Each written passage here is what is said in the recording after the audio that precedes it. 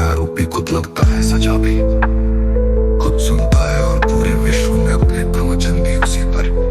और मुझे सफाई देने का सिर्फ एक मौका तो दिया होता। हम तो तेरी महिमा में हर पल लेते, एक बार सिर्फ हुक्म करते तो आप एक काल्पनिक अमर लोक के साथ पर पुरुष को भी आपके चरण कमलों में न रख पाते तो हम काफिर थे। तो कैसा साए, इतना बेरहम साए नहीं हो सकता। एक कुत्ता भी किसी भी व्यक्ति की निगाहों में देखकर उसके हृदय में उतरने की फितरत के साथ होता है।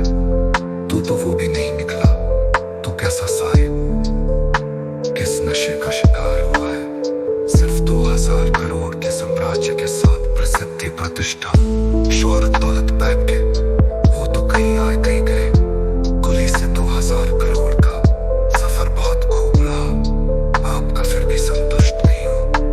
मैं आंतरिक पापक सब कुछ नष्ट करने पर भी संतुष्ट हूँ। तो कैसा साहिब है, तो पिछले 17 वर्ष से ढूंढ रहा है, कल्पना में कुछ मिला ही नहीं। मैं जिस अस्थायी चतुर बुद्धि से बुद्धिमान होकर आप ढूंढ रहे हो, उसी को संपूर्ण रूप से निष्क्रिय कर, खुद से निष्पक्ष होकर, खुद को समझकर, खुद के स्थायी स्वरूप से रूबरू होकर, खुद के स्थायी स्वरूप से रूबरू होकर, खुद के अनंत सूक्ष्म अंश में समेत हूँ। यहाँ मेरे अनंत सूक्ष्म अंश के प्रतिबिंब का भी स्थान नहीं है और कुछ होने का तात्पर्य ही नहीं है। तो कैसा साहिब, मैं तुलनातीत हूँ अपने अनादे इष्ट कबीर या कबीर के बाप से मेरा परिचय पूछना शायद उनको भी नहीं पता होगा।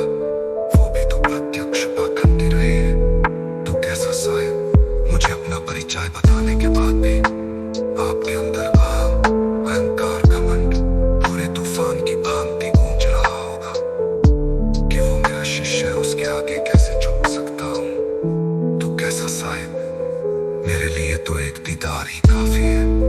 हम बिना सर के हैं कि कहीं शिवाय झुके नहीं, दीक्षा लेने ही सर काट कर अपने ही पैरों तले रौंद कर आए थे।